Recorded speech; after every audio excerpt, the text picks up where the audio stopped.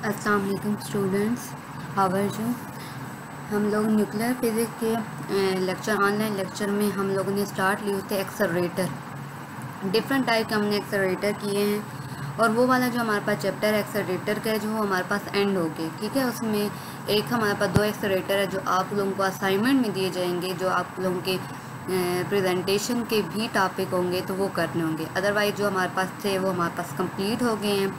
आज हम अपना एक नया चैप्टर स्टार्ट लेने लगे हैं न्यूक्लियर रिएक्शन के बारे में, कि हमारे पास न्यूक्लियर रिएक्शन होते किस तरह के हैं, मतलब एक जनरल न्यूक्लियर रिएक्शन कैसा है, फिर एक जनरल न्यूक्लियर रिएक्शन को रिप्रेजेंट कैसे किया जाता है, उसमें क्या क्या हमारे पास होता है, रिएक्शन के अंदर होता है हमारे पास क्या क्या है, और फिर हम उसमें से कुछ हमारे पास इनिशियली कुछ टाइप करेंगे न्यूक्लियर रिएक्शन की।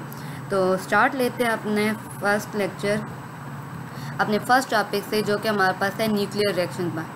न्यूक्लियर रिएक्शन सिंपली रिएक्शन पे आ जाते हैं। रिएक्शन क्या होते हैं? रिएक्शन पे अगर हम लोग आए तो हम देखते हैं कि हमारे पास 2 या 2 से ज़्यादा जो पार्टिकल हैं वो आपस में कंबाइन होते हैं और रिजल्ट में आपको 2 या 2 से मोर हमारे पास पार्टिकल इमिट कर देते हैं। अगर आप लोग यहाँ पे देखें, इनिशियली अगर आप लोग यहाँ पे देखें कि आपके पास 2 पार्टिकल हैं, एक को हमने रिप्रेजेंट कर दिया स्मॉल ए के साथ और दूसरे को रिप्रेजेंट कर रहे हैं एक्स के साथ। ये थोड़ा डिफरेंट शो करने के लिए हम लोग शो कर रहे हैं कि हमारे पास 2 तरह के इनिशियली 2 पार्टिकल हैं।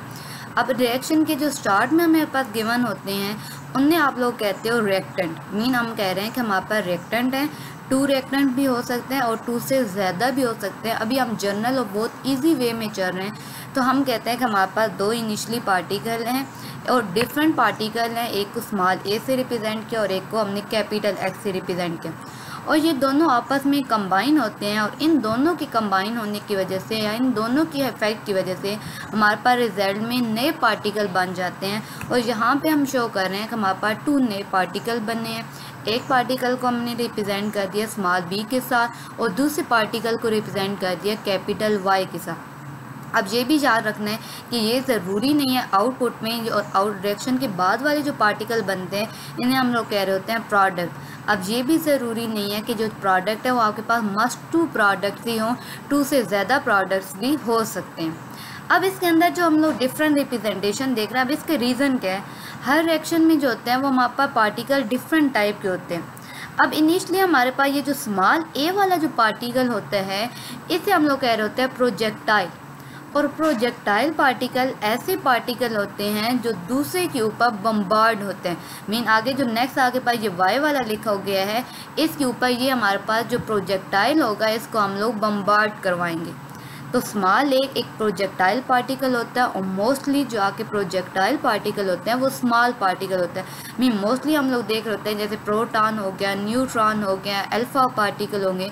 इन पार्टिकल लाइट होते हैं लेकिन मूव हमारे पास फास्ट स्पीड के साथ कर रहे होते हैं, उन पार्टिकल को हम कहते हैं प्रोजेक्टाइल पार्टिकल।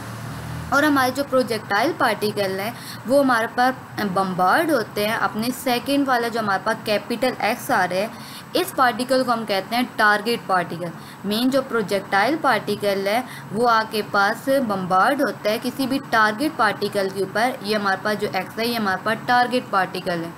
और ये भी आप लोग याद रखिएगा कि जो टारगेट पार्टिकल होता है ये मोस्टली हैवी साइज़ के होता है। जो प्रोजेक्टाइल है वो लाइटर पार्टिकल है, लेकिन जो जो आगे टारगेट होता है मोस्टली हैवी होता है। जैसे आप लोग सिंपल वो कह रहे होते हैं ना, रिएक्शन आपके पास जैसे फिशन का रिएक्शन करते हैं तो आप कहते हो कि आपके पास होता है न्यूट्रॉन और उसके ऊपर आप लोग बम्बार्ड करवाते, इस न्यूट्रॉन को बम्बार्ड करवाते हो यूरेनियम के ऊपर, यूरेनियम 238 के ऊपर। तो अब यहाँ पे देखो जो न्यूट्रॉन है वो हमारे पास स्मॉल है साइज़ में और जो यूरेनियम 238 है ये तो बहुत बड़ा है साइज़ में।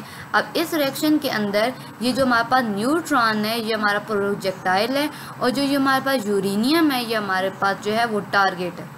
अब फिर जैसे ही हमारे पास बम्बार्ड होता है और रिजल्ट में हम देख रहे हैं कि हमारे पास 2 पार्टिकल आउटकम में आ रहे हैं। इन 2 पार्टिकल में भी ये होता है कि जो बी वाला होता है ये हमारे पास लाइटर पार्टिकल होता है और जो वाई वाला होता है वो मोस्टली जैसे रेजिड्यू न्यूक्लियस कह रहे होते हैं ये हमारे पास हैवी होता है।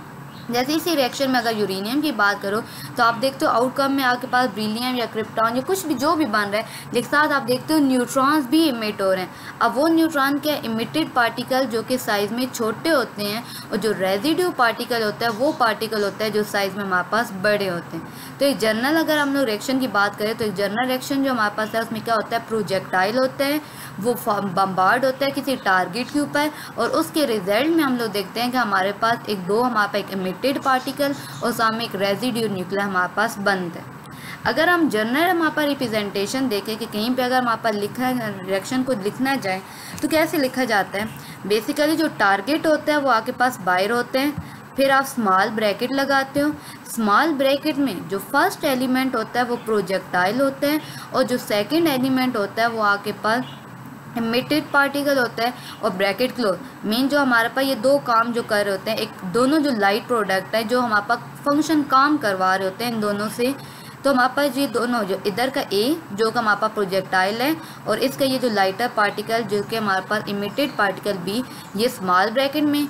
अब इसके पास स्टार्ट में था एक्स, तो यहाँ ब्रैकेट से पहले एक्स जो भी पार्टिकल है उसकी रिप्रेजेंटेशन आ जाती है, और ब्रैकेट के बाद जो आउटकम में हमें मिलता है वो आ जाता है। अब इसी तरह अगर देखें कि हमारे पास ऐसा कोई रिएक्शन है जिसमें आउटकम में हमारे पास एक से ज़्यादा पार्टिकल इमिट हो रहे हैं, तो अब ऐसे ही हम लोग करेंगे कि यहाँ पे जो हमारे पास स्मॉल ए ही है हमारे पास, कि ये जो हमारे पास स्मॉल ए है, मतलब हमने टारगेट लिया एक्स और उसके ऊपर हमारे पास प्रोजेक्टाइल के हमारे पास स्मॉल ए है, और फिर हमारे पास इमिटेड पार्टिकल जितने भी हैं वो सारे इस ब्रैकेट के अंदर इंक्लूड हो जाएंगे, ब्रैकेट क्लोज, और फिर आउटकम में जो आपके पास रेजिड्यू वाला आपके पास आ जाएगा वो आपके पास यूज़ हो जाएगा। तो ये जनरल आपके पास ये वाले अगर इस तरह के रिप्रेजेंटेशन लिखी हो, आपने फ़ौरन वहाँ पे समझ जाना है कि यहाँ से ये जो एलिमेंट है ये टारगेट है, और ये एलिमेंट प्रोजेक्टाइल में रिएक्शन के स्टार्ट में रिएक्टेंट के तौर पर यूज़ होंगे, और लास्ट वाले ये जो होते हैं ये हमारे पास जो प्रोडक्ट वाले होते हैं पार्टिकल वो यूज़ होते हैं।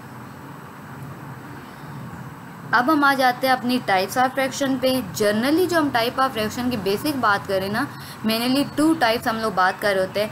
एक रिएक्शन को हम डिफाइन कर रहे होते हैं विद रिस्पेक्ट टू मैकेनिज्म कि किस तरह वो परफॉर्म हो रहे हैं, और एक हम डिफाइन कर रहे होता है with respect to mass of projectile कि mass of projectile mean hydrogen use करें तो कुछ और हो जाएगा रिएक्शन, हीलियम यूज़ करें कुछ और हो जाएगा, गैमा यूज़ करें कुछ और होगा। ये तो बेसिक हम देख रहे हैं कि हम अगर न्यूक्लियर रिएक्शन को क्लासीफाई करें तो हमारा कोई भी जो न्यूक्लियर रिएक्शन होगा वो दो हमारे पास टाइप्स हो सकती हैं, मैकेनिज्म के हवाले से हो सकता है, और दूसरा हमारे पास मैस ऑफ प्रोजेक्टाइल के हवाले से होगा। तो आज जो हम इनिशली हम लोग स्टार्ट अपना लेंगे वो अपना रिएक्शन लेंगे मैकेनिज़्म के लिहाज से कि हमारे पास मैकेनिज़्म के लिहाज से कितनी टाइम मुख्तलिफ रिएक्शन की बन सकती हैं। तो हमारे पास सबसे पहले हम आ जाते हैं,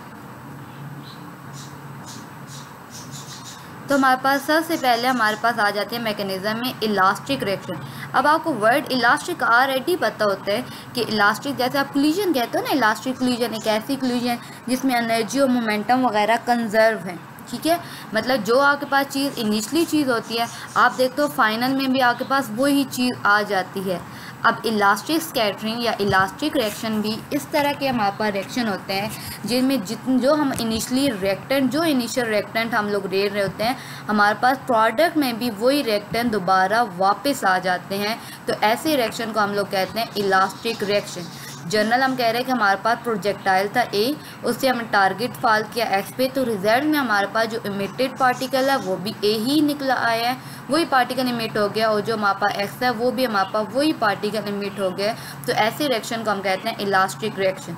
अब अगर इसकी रिप्रेजेंटेशन देखो तो आप जो देख रहे हो कि हमारे पास क्या था, प्रोजेक्टाइल ए था तो ब्रैकेट में ए आ गया, टारगेट हमारे पास एक्स था तो हमने एक्स लिख लिया, फिर हमारे पास क्या होता इमिटेड पार्टिकल भी ए है तो हमने ए को यूज़ कर लिया, और साथ में हमारे पास एक्स है तो हमने एक्स को ही यूज़ कर दिया। इसकी एग्जांपल अगर हमने देखे तो फॉर एग्जांपल हमारे पास एक न्यूट्रॉन है जो कि यूरेनियम 238 के ऊपर हमने फॉल करवाया, तो हम आउटकम में देखते हैं कि हमारे पास यूरेनियम 238 ही वापस आ जाता है, और साथ में एक न्यूट्रॉन ही वापस आ जाता है। मीन जो हमारे पास रिएक्टेंट थे वही हमारे पास आउटकम में वापस आ गए। तो ऐसे रिएक्शन को हम लोग कहते हैं इलास्टिक रिएक्शन या इलास्टिक स्कैटरिंग। नेक्स्ट होती है इन इलास्टिक स्कैटरिंग। अब इन इलास्टिक में क्या होते हैं, ऐसे रिएक्शन जिसमें हमारे पास रिएक्टेंट और प्रोडक्ट एक जैसे नहीं रहते। अब इसमें आपने याद रखना है ये ऐसे रिएक्शन होता है जिसमें ये जो लाइटर पार्टिकल है प्रोजेक्टाइल और ये जो हमारे पास इमिटेड पार्टिकल है ये सेम रहते हैं, लेकिन जो टारगेट और रेजिड्यू है इनके अंदर चेंजिंग आ जाती है। मेन पार्टिकल वही आता है, देखो एक्स की जगह एक्स ही है, मेन पार्टिकल वही है लेकिन उसकी स्टेट चेंज हो गई है। मैंने ऊपर डाला हम लोगों ने स्टार, स्टार का मतलब होता है एक्साइटेड स्टेट। कोई भी जो एलिमेंट है जो विदाउट स्टार है उसका मतलब होता है कि वो हमारे पास स्टेबल स्टेट में, और अगर किसी एलिमेंट के ऊपर अगर सिंबल के ऊपर स्टार आ जाए तो इसका मतलब होता है एक्साइटेड स्टेट। मेन हमारे पास ये ऐसा रिएक्शन है जिसमें एलिमेंट तो वही हैं लेकिन हमारे पास जो आउटकम में पार्टिकल है वो किसी एक्साइटेड स्टेट में चला जाता है। तो इस रिएक्शन को हम लोग कहते हैं इन इलास्टिक स्टेट में, मतलब इलास्टिक का वर्ड यूज़ हुआ है तो वहाँ से हाफ वही कंसेप्ट है कि रिएक्टेंट और प्रोडक्ट दोनों सेम है। अब इन इलास्टिक की वजह से थोड़ी सी चेंज आ जाती है कि जो आउटकम वाला होता है वो एक एक्साइटेड स्टेट में चला जाता है। अब इसके अगर हम लोग जनरल एग्जांपल देखें तो हम कहते हैं फॉर एग्जांपल अगर आपके पास हाइड्रोजन 1 है, उसे आपने अल्मीनियम के ऊपर फॉल करवाया है तो आउटकम में भी आपको हाइड्रोजन ही मिलना है, लेकिन अल्मीनियम ऐसा मिल रहा है जो कि किसी एक्साइटेड स्टेट में। अब इसने एक्साइटेड स्टेट से दोबारा अगर ग्राउंड में आना है तो ये क्या करेगा, जितनी भी एक्साइटेशन ली हुई है, मतलब जितनी भी इसने एक्स्ट्रा एनर्जी ली हुआ है, ये in form of gamma rays क्या कर देगा, इमिट कर देगा, तो ये हमारे पास दोबारा अपनी एक स्टेबल स्टेट में वापस आ जाएगा। नेक्स्ट हमारे पास है कंपाउंड न्यूक्लियर रिएक्शन।